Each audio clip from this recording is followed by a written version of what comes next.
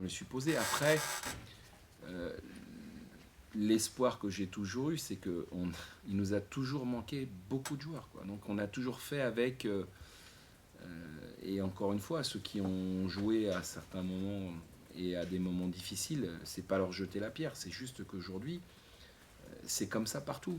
Quand le PSG joue sans Mbappé, c'est pas le PSG, quoi. C'est pas, voilà, vous pouvez l'enlever, bah, c'est plus du tout les mêmes résultats. Et je considère que c'est valable pour toutes les équipes. Quand vous avez des forces et qu'elles sont dans les tribunes, bah vous avez moins de force sur le terrain. C'est comme ça. Donc j'ai toujours eu cet espoir qu'un jour, on allait avoir plus de force sur le terrain que dans les tribunes. Et je considère qu'aujourd'hui, c'est un peu ce qui se passe. Vous vous rendez compte que le duo Mendy-Dacosta n'a pu jouer ensemble que 4 fois, démarrer un match. C'est quand même invraisemblable. Pour un tas de raisons, hein, pour les blessures de l'un, les suspensions de l'autre, le système, etc. Donc aujourd'hui, évidemment qu'on a on a le sentiment que ça se passe bien et que c'est comme ça qu'il faut s'y prendre. Mais oui, mais avant, on ne pouvait pas le faire. Ou pas assez, ou pas régulièrement. Donc bah, on se retrouve confronté à ça. Et effectivement, à un moment donné, on se pose des questions. Parce que le temps passe, on demande de la patience, parce qu'on en a besoin. On demande, mais à un moment donné, le juge de paix, quand on est joueur de foot professionnel ou quand on est coach, c'est les résultats. L'expérience proche me fait dire que ça peut évoluer. Maintenant, j'ai bien aimé ce que j'ai vu samedi.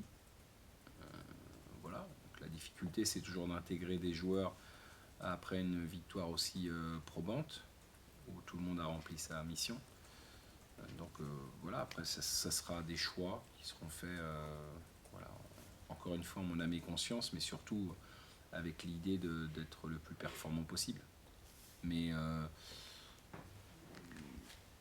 oui, évidemment, je ne peux pas dire de bêtises, il y a des choses qui se dégagent, il y a des choses qui se voient, qui commencent à se répéter, et c'est ce que j'attends. Donc, voilà. Maintenant, il y a des joueurs aussi qui peuvent prétendre, je pense à Adolphe.